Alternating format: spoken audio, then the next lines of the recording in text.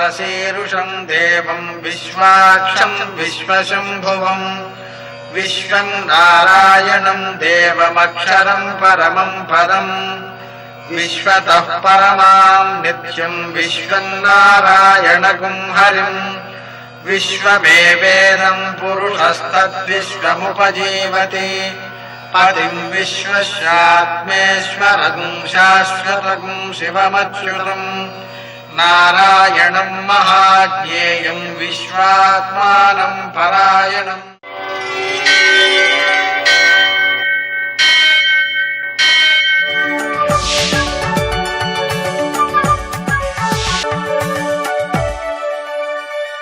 सूर्यशौर्यमथेन्दुरिन्द्रपदवी सन्मङ्गलं मङ्गलम्। यः कर्ता जगतां भर्ता संहर्ता महसां निधिः ప్రణమామి తమాదిత్యం బహిరంతస్తమోపహం. నేటి కాలమాన విశేషాలను గమనిద్దాం. స్వస్తి శ్రీ చాంద్రమాన దుర్ముఖనామ సంవత్సరం, దక్షిణాయనం, గ్రీష్మ ఋతువు, ఆషాఢమాసం, శుక్లపక్షం, ఆదివారం. సూర్యోదయం 5:54 సూర్యాస్తమయం 6:50. తిథి త్రయోదశి రాత్రి 4:21 వరకు. నక్షత్రం జ్యేష్ఠ మధ్యాహ్నం 1:41 వరకు. వర్జం లేదు. దుర్ముహూర్తం సాయంకాలం 5:07 నుంచి 5:58 వరకు. అమృతకాలం ఉదయం 5:57 వరకు. రాహుకాలం ఆదివారం కాబట్టి సాయంకాలం 4:30 నుంచి 6 వరకు. అష్టకౌర్గరీత్యా శుభప్రదమైన సమయం ఉదయం 7 గంటలకి. నేటి విశేషాలు: ఆదివారం, విశేషించి ప్రదోషం కూడా ఉంది. ప్రదోషం కాబట్టి సాయంకాలపు వేళ శివారాధన చేసుకోవచ్చు. ఆదివారం కాబట్టి సూర్యోదయానికి ముందే చన్నీటితో స్నానం చేయడం, సూర్య నమస్కారాలు చేయడం, సూర్య స్తోత్రాలు, ఆదిత్య హృదయం మొదలైనటువంటి వాటిని పారాయణ చేసుకోవడం, అదేవిధంగా మధ్యాహ్నపు వేళ సూర్యుడిని ఆరాధించటం, నీళ్లు కలపకుండా తయారు చేసిన పాయసం నివేదన చేయడం, మధ్యాహ్నం మాత్రమే భోజనం చేయడం, అలాగే తేనె, నూనె, మధుమాంసాదులు మొదలైనటువంటి వాటిని స్వీకరించకుండా ఉండడం, రాత్రి వేళ ఫలహారం చేయటం, ఈ చర్యలన్నీ కూడా శారీరక మానసిక ఆరోగ్యములను సమగ్రంగా రక్షిస్తాయి. మనం ఆరోగ్య విషయంలో అతి సామాన్యంగా అశ్రద్ధ చేస్తూ ఉంటామండి. అది ఉన్నంత వరకు దాని విలువ తెలియదు. కానీ అనారోగ్యం చేసిన తర్వాత ఈ ఆరోగ్యం యొక్క విలువ తెలుస్తుంది. తెలిసినా కూడా ప్రయోజనం లేని పరిస్థితిలో మనం ఉంటామన్నమాట. ఆ కారణంగా ఈ ఆరోగ్యాన్ని ముందు నుంచి కాపాడుకోవడం కోసం ఈ సూర్యారాధన అనేటువంటిది తప్పనిసరిగా చేస్తూ ఉండాలి. నేటి ఆణిముత్యాలు.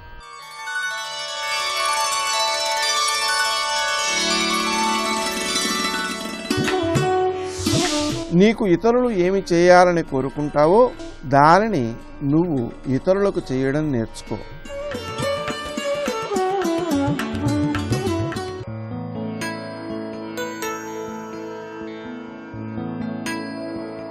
ఒకరు నేర్పగా వచ్చేది మితం, ఒకరి నేర్పుని అర్థం చేసుకోగలిగితే సాధించేది అనంతం.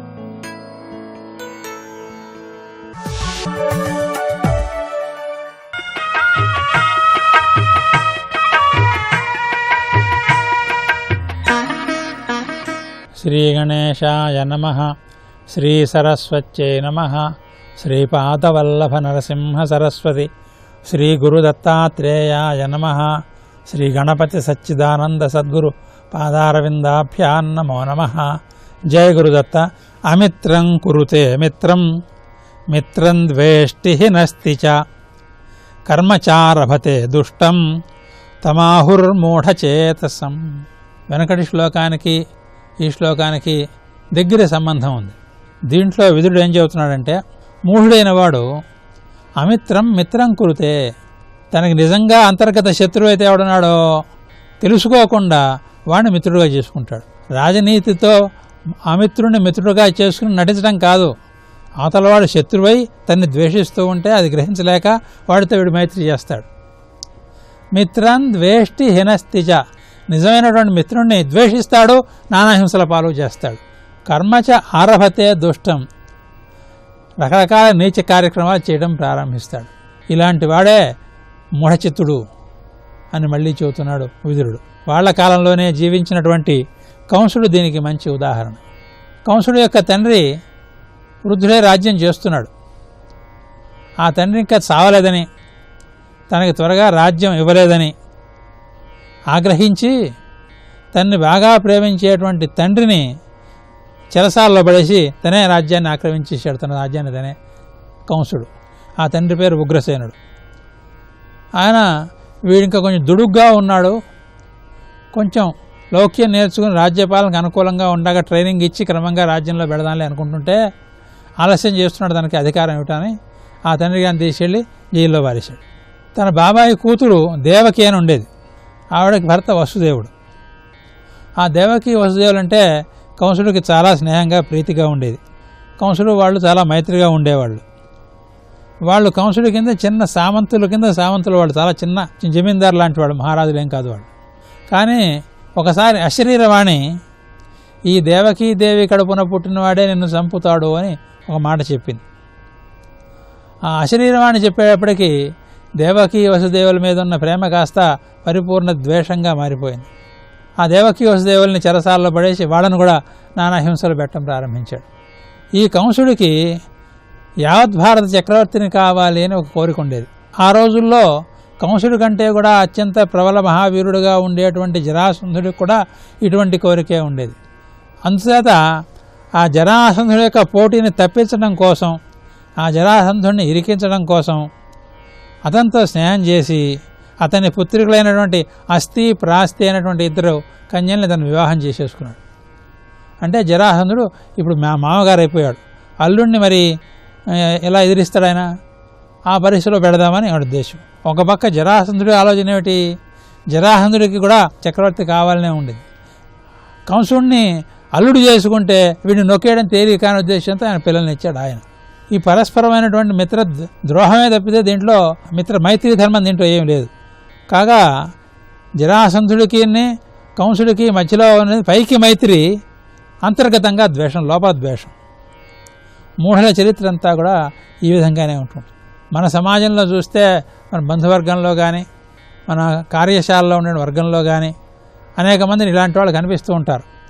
లోపల ద్వేషం, పైకి మైత్రి, నిరంతర ద్రోహచింతన. ఇటువంటి వాళ్ళ విషయంలో తెలివైన వాళ్ళు బహు జాగ్రత్తగా ఉండాలి. కనుక ఓ ధృతరాష్ట్ర, నీ మంత్రివర్గంలో ఎవరెవరిని చేర్చుకున్నావో, నీ సలహాదారులుగా ఎవరెవరు నువ్వు చేర్చుకున్నావో, వాళ్ళ యొక్క అంతర్గత ప్రవృత్తులు ఏమిటో, వాళ్ళకి ఎవరి మీద నిజమైన ప్రేమ ఉందో అది గుర్తించుకోవయ్యా అని పరోక్షంగా హెచ్చరిక చేస్తున్నాడు విదురుడు. ఆ హెచ్చరిక ద్వారా మనకు కూడా హెచ్చరిక చేస్తున్నాడు. మీరు ఎవరితో మైత్రి చేస్తున్నారో ఆ మైత్రిని జాగ్రత్తగా పరిశీలించుకోండి. వాళ్ళ అంతర్గత శీలాన్ని జాగ్రత్తగా పరీక్షించుకోండి. వాళ్ళలో మిత్రద్రోహం ఉందేమో అని పరిశీలన చేసి చూసుకోండి. అది లేదు, వాళ్ళు నిజమైనటువంటి మైత్రి ధర్మంతో ఉన్నారని తెలిసినప్పుడు మాత్రమే వాళ్ళని మీ దగ్గరికి రానియండి, వాళ్ళతో స్నేహం చేయండి అని బోధిస్తున్నాడు. ఇది కేవలం రాజులకి రాజకీయాలకే కాకుండా గృహజీవనంలో ఉండేటువంటి సామాన్య గృహస్థులకు కూడా పనికొచ్చే సూక్తి కనుక అందరూ ఈ సూక్తిని జాగ్రత్తగా గమనించి వాళ్ళ యొక్క లౌకిక జీవనాన్ని, ఆధ్యాత్మిక జీవనాన్ని కూడా సుసంపన్నం చేసుకోవాల్సి ఉంటుంది.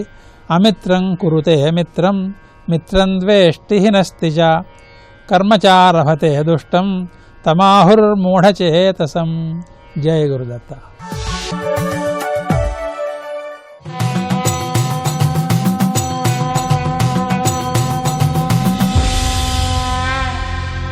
శతక సాహితీ సరస్వతికి నమస్కారం.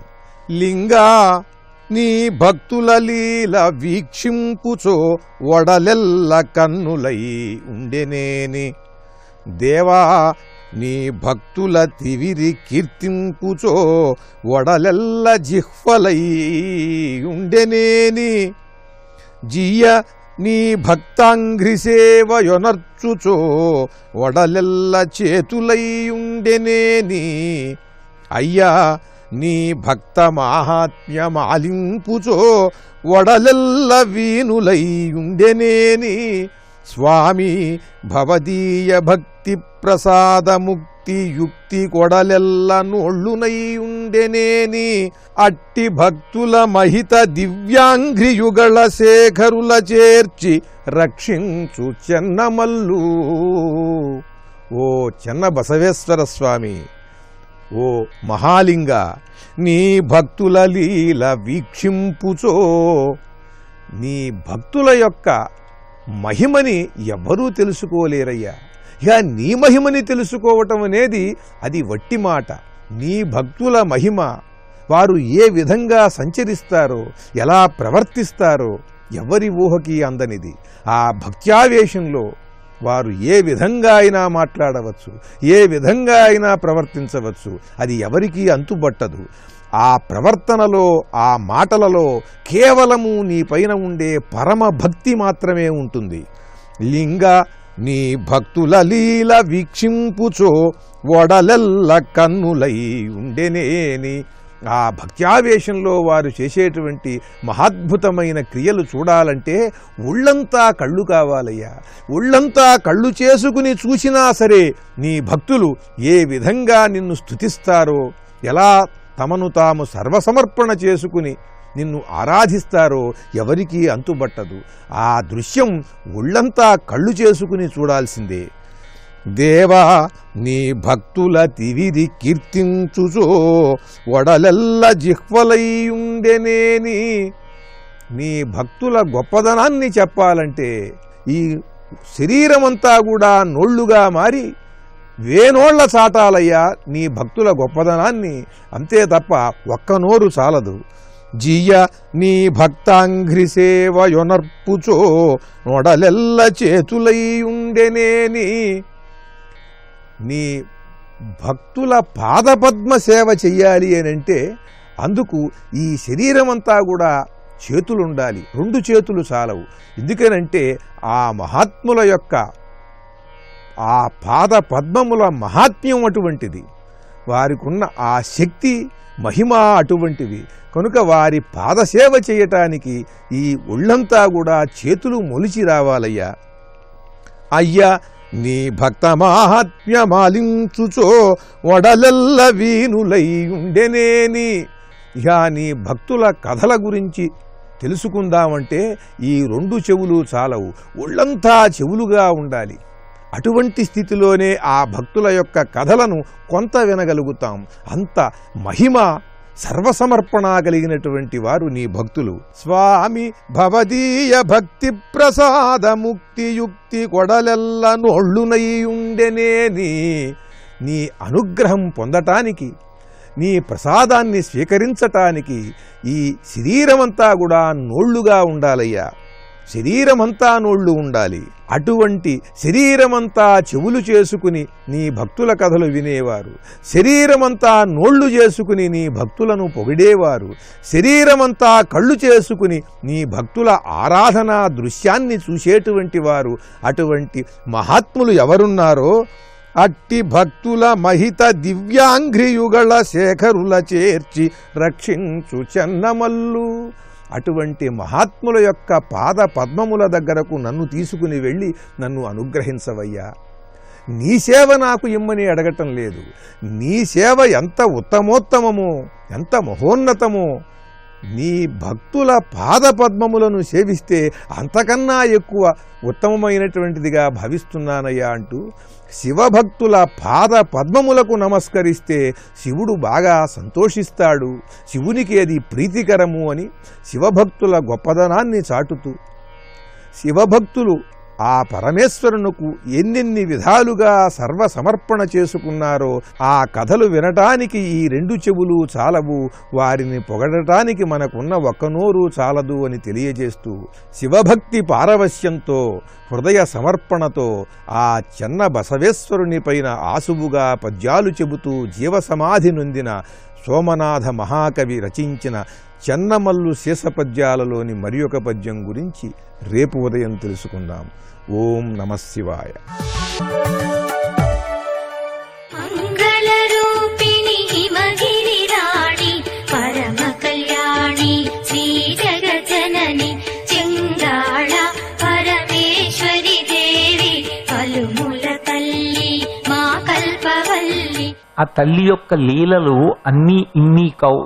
అందుకే ఇప్పటికీ కూడా వైజ్ఞానిక శాస్త్రంలో ఆకాశవంత ఎత్తు ఎదిగి భారతదేశానికే అంతర్జాతీయ ప్రతిష్ట తీసుకొచ్చి అంతరిక్ష రంగంలో స్వావలంబన స్థితికి చేర్చినటువంటి గొప్ప గొప్ప శాస్త్రవేత్తలు పక్కనే ఉన్నటువంటి శ్రీహరికోటలో అనేక ఉపగ్రహాలని ప్రయోగం చేస్తూ ఉంటారు. ఎంత చదువుకున్నా వీటిని ఇలా ఇవ్వగలిగినది, ఈ ఆలోచనలకు ప్రచోదనం చెయ్యగలిగినటువంటిది ఒక తల్లి ఉంది అని పరమ వినయంతో, జ్ఞానము వినయము రెండూ ఎక్కడ కలిసి ఉంటాయో అక్కడ సామాజిక ప్రయోజనము నెరవేరుతుంది. నిజంగా ఆ శాస్త్రవేత్తల్ని చూసి భారతదేశం అంతా కూడా అభినందనలు తెలియచేయాలి. ఉపగ్రహ ప్రయోగం ఒకెత్తైతే వారి భక్తి ప్రపత్తులు ఒకెత్తు. ఎప్పుడు ఉపగ్రహ ప్రయోగం చేసిన వెంకటాచలంలో స్వామి సన్నిధానంలో, ఇక్కడికొచ్చి సూళ్లూరుపేటలో చెంగాలమ్మ పరమేశ్వరి దేవస్థానంలో అమ్మవారికి నమస్కారం చేసి అమ్మవారి దగ్గర సంకల్పం చేసిన తరువాత ఉపగ్రహ ప్రయోగం చేస్తూ ఉంటారు.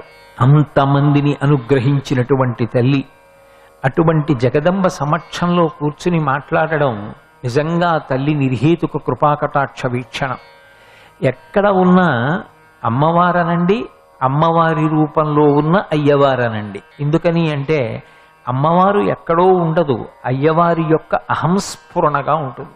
శంకర భగవత్పాదులు సౌందర్య లహరి చేస్తూ ఒక మాట అంటారు, వణత్ కాంచీదామా కరికలభ కుంభస్తననత పరిక్షీణా మధ్యే పరిణత శరచంద్రవదన ధనుర్బాణం పాశం శృణిమపి దధానాకరతలై పురస్తాదస్తాం నః పురమహితురహో పురుషికా అంటారు. బహుశః ఆ శ్లోకంలో ఉన్నటువంటి ఆఖరి పాదం ఒక రూపాన్ని తీసుకుని భూమి మీదకి దిగితే అదే చెంగాలమ్మ పరమేశ్వరి. పురస్తాదస్తాం నః పురమధితురహో పురుషికా అంటారు. త్రిపురములను జయించినటువంటి ఆ పరమేశ్వరుడున్నాడే, ఆ పరమేశ్వరుడి యొక్క అహంస్ఫురణ ఒక రూపాన్ని దాల్చి నహ మా కన్నుల ముందు నిలబడుగాక అని కోరుకున్నారు శంకర భగవత్పాదులు. పరమశివుడు తనలో తాను రమిస్తూ ఉంటాడు. ఆయన వినా వేరొకటి ఉండదు. కాబట్టి ఆయనలో ఆయన రమిస్తూ ఒక్కడై ఉంటాడు. అందుకే మీరు అక్కడక్కడ చూసి ఉంటారు, 2 చేతులతో సుధాపాత్రలు పట్టుకుని చంద్రుడి నుంచి పడేటటువంటి అమృతధారలు 2 కలశలలో పట్టుకుంటాడు. తాను పద్మాసనం వేసుకుని పై 2 చేతులతో ఇలా పోసుకుంటూ ఉంటాడు, కింద 2 చేతులతో మళ్ళీ సుధ పట్టుకుంటూ ఉంటాడు ఆ అమృతాన్ని. తనలో తాను రమిస్తూ అర్ధనిమీలిత నేత్రాలతో ఉంటాడు. తాను వినా ఇంకొకటి లేదని ఒకటిగా తనలో తాను రమించేటటువంటి ఆ పరమాత్మకి ఎప్పుడైనా సృష్టి ప్రారంభంలో ఒక కోరిక పుడుతుందిట. అప్పుడు మహాకామేశ్వరుడు అంటాడు, నేనే అనేక రూపములను పొందాలని కోరుకుంటాడు. అప్పుడు మొట్టమొదట నేను అన్న ఒక భావన బయలుదేరి బహిర్ముఖుడైతే, ఆ బహిర్ముఖుడైనప్పుడు నేను అన్న భావన కలిగిందనుకోండి, ఆ నేను అన్న భావన రూపం తీసుకుని వచ్చి మన కన్నుల ముందు నిలబడితే అదే పరదేవత, అదే అమ్మవారు. అందుకని ఇప్పుడు ఎవరావిడ? సాక్షాత్ పరమశివుని యొక్క అహంస్ఫురణ, నేను అన్న భావన. అలాగే అమ్మవారికి పరమశివుడికి అభేదం, వాళ్ళిద్దరి మధ్య ఏ విధమైనటువంటి భేదము ఉండదు. వాళ్ళిద్దరూ ఒకరిని ఒకరు ఆశ్రయించి ఉంటారు. ఆశ్రయించి ఉండి లోకమునకంతటికి ప్రయోజనాన్ని కట్టబెడుతూ ఉంటారు. అందుకే కాళిదాస మహాకవి వాగర్ధ వివసంపృక్తౌ వాగర్ధ ప్రతిపత్తై జగత పితరౌ వందే పార్వతీ పరమేశ్వరౌ అన్నాడు. వాక్కు అర్థము ఈ 2 ఒకదానిని ఒకటి విడిచిపెట్టకుండా ఎలా ఆశ్రయించి ఉంటాయో, పార్వతీ పరమేశ్వరులు కూడా ఒకరిని ఒకరు అలా ఆశ్రయించి ఉంటారు. తప్ప ఒకరు ఎక్కువ ఒకరు తక్కువ అన్న భావన కానీ, ఎవరు ఎవరిని ఆశ్రయించడం వల్ల ప్రయోజనం ఏర్పడుతుందన్న మాట కానీ లోకంలో ఉండదు. వాళ్ళిద్దరూ అంతటి విభజించడానికి వీలులేని రీతిలో సమాగమాన్ని పొందినటువంటి పరమాద్భుతమైనటువంటి స్వరూపం.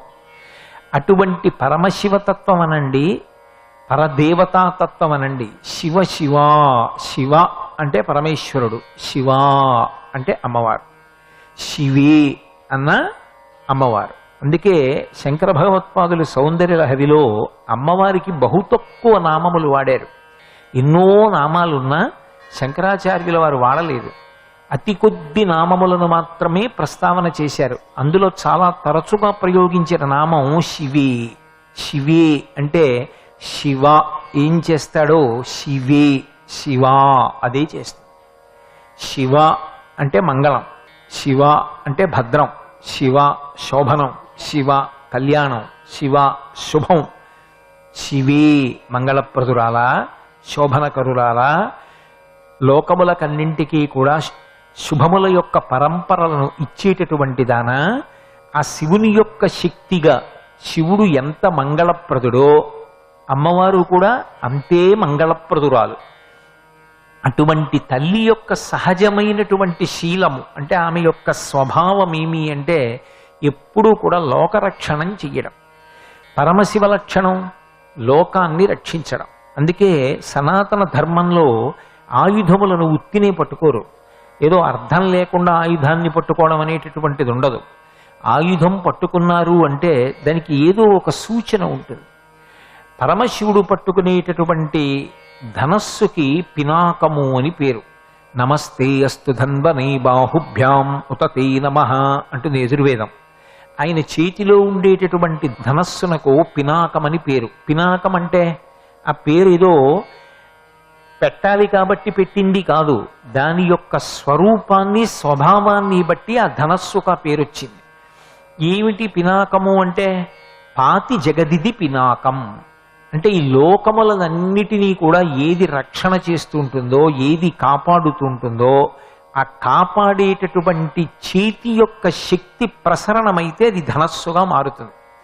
ఇప్పుడు పరమశివుడు చేతిలో ధనస్సు పట్టుకుని లోకాలని రక్షణ చేస్తాడు అని నేను అన్నాను అనుకోండి. ఒకవేళ ఆయన చేతిలో ధనస్సు పట్టుకుని ఉండకపోతే అప్పుడు రక్షించలేడా? అంటే ఆయన చేతిలో ధనస్సు లేనంత మాత్రం చేత రక్షించలేనివాడు కాడు, అశక్తుడు కాడు. తన సంకల్ప మాత్రం చేత రక్షిస్తాడు. రక్షించగలిగి కూడా చేతిలో ధనస్సు పట్టుకోవడం ఎందుకు అంటే మనకి శాంతి కలగడానికి. ఆయన ఉన్నాడు, మనకేమి లోటు. అందుకే వీరరాఘవ విజయరాఘవ ధనస్సు పట్టుకుని ఉంటాడు. పరమశివుడు ధనస్సు పట్టుకుని ఉన్నాడు అంటే మనకొక పెద్ద రక్షణ.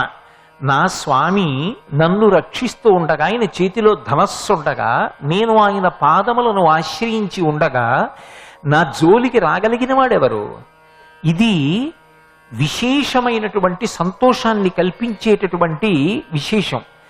అందుకని ఇప్పుడు ఈ ధనస్సుకి కూడా లోకములను రక్షించేటట్టుగా శక్తిని ఇవ్వగలిగిన వాడెవరు? పరమశివుడు.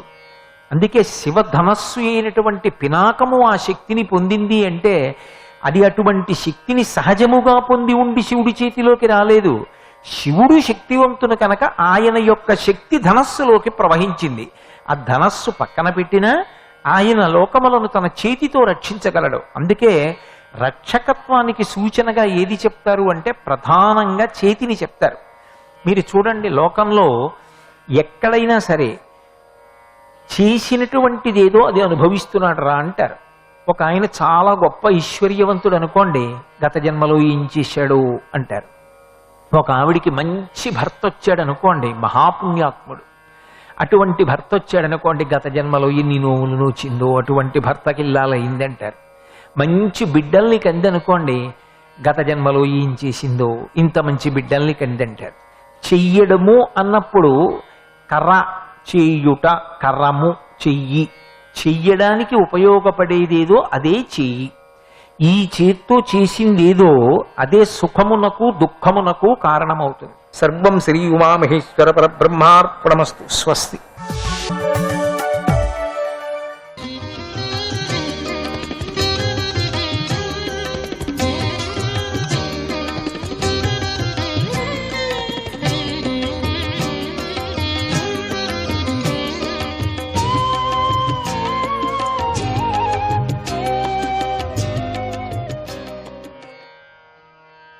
శ్రీధరాయ నమః.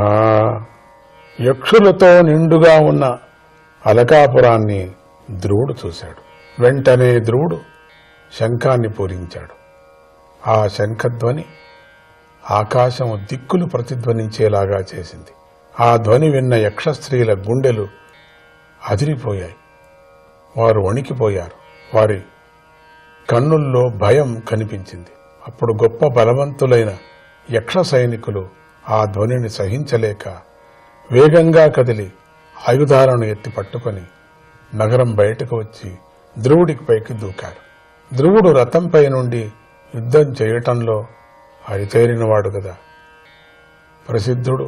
అతడి యొక్క మనస్సును చూస్తూనే శత్రువులకు భయం కలుగుతుంది. అంత ప్రసిద్ధుడు. అతడి యొక్క ధనుస్సును చూస్తూనే శత్రువులకు భయం కలుగుతుంది కదా. అసలు రథం మీద కూర్చొనే చేయిస్తుంటాడు. అట్లా ఆ విధమైనటువంటి నేర్పరి. అతడి మీదకు యక్ష సైనికులు దూసుకొని రాగా ఆయన ఒక్కొక్క యక్షుడిపై 3 బాణాలను ప్రయోగించి అందరినీ ఒక్కసారిగా కొట్టాడు. ఆ బాణాలు తమ నుదుటిపై బాగా నాటుకోవటాన్ని చూసి యక్ష సైనికులందరూ తాము ధ్రువుడి చేతిలో అపజయం పాలయ్యామని భావించారు. ధ్రువుని యొక్క పరాక్రమాన్ని, వీరకృత్యాన్ని ప్రశంసించారు. ఇంతలోనే తేరుకొని తోక తొక్కిన పాముల్లాగా అయిపోయారు. ధ్రువుడు చేసిన పనిని సహించలేకపోయారు. ఒక్కొక్కరు 6 బాణాలను ప్రయోగించి ఒకేసారిగా ధ్రువుణ్ణి కొట్టారు. ఆ యక్ష సైనికులు మొత్తం 130,000 మంది. వారు బాగా కోపించి ఉన్నారు. దెబ్బకు దెబ్బ తీయాలనుకుంటున్నారు. అతడి రథంపై, సారథిపై గుదియలను, కత్తులను, రకరకాల ఈటలను, శూలాలను, గండ్రగొడ్డళ్లను, శక్తి ఆయుధాలను, ముషుండులను, రంగురంగుల రెక్కలు గల బాణాలను వర్షంలాగా కురిపించారు. ఆ ఆయుధాల వర్షం ధ్రువుడిని కప్పివేసింది. అప్పుడు దట్టంగా ఉన్న ఆ ఆయుధాల కుప్పలో ధ్రువుడు దగ్గర నుండి కూడా కనిపించలేదు. కొండపోతగా కురుస్తున్నటువంటి వర్షంతో కప్పబడిన కొండలాగా ధ్రువుడు చెక్కు చెదరకుండా ఉన్నాడు. అప్పుడు ఆకాశం నుండి యుద్ధాన్ని చూస్తున్న సిద్ధులు భయంతో కంపించిపోయారు. తామే గెలిచామని ప్రకటిస్తూ జయధ్వానాలు చేయసాగారు. ఇంతలో దట్టంగా ఉన్న పొగమంచును చీల్చుకుంటూ సూర్యుడు ఆవిర్భవించినట్లుగా ధ్రువుని యొక్క రథం వారి యొక్క ఆయుధాల కుప్పను చీల్చుకుంటూ హఠాత్తుగా పైకి వచ్చింది.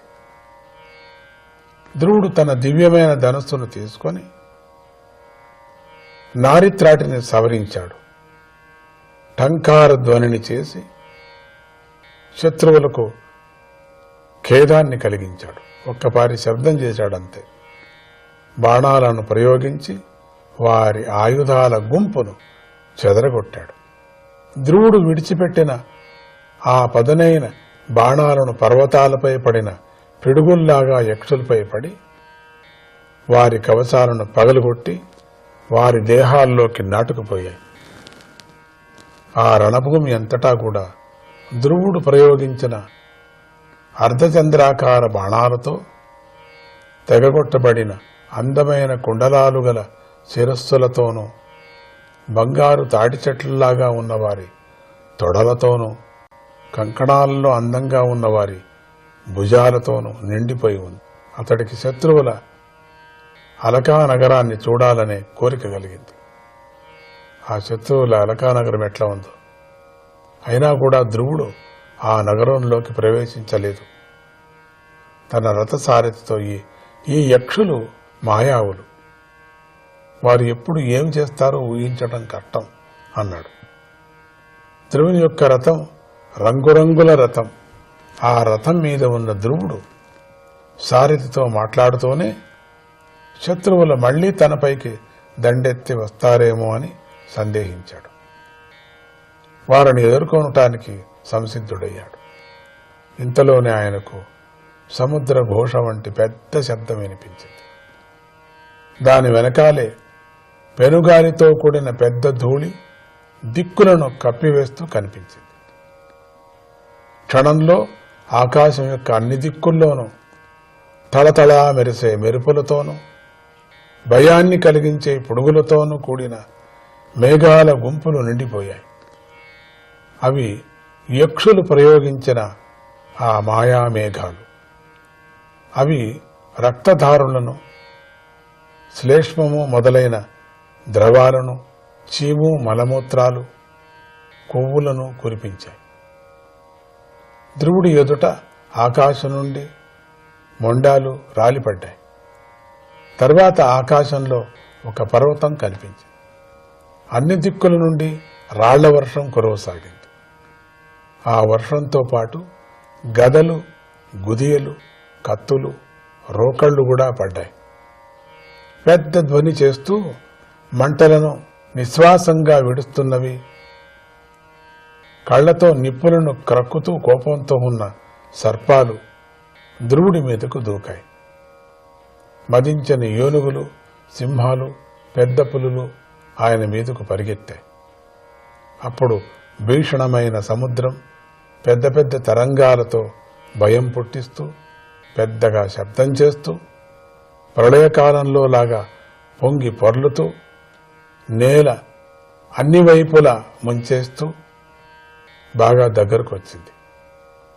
ఇలా క్రూర స్వభావం గల ఆ యక్షులు రాక్షసమాయతో అనేక భయంకరమైన దృశ్యాలను సృష్టించారు.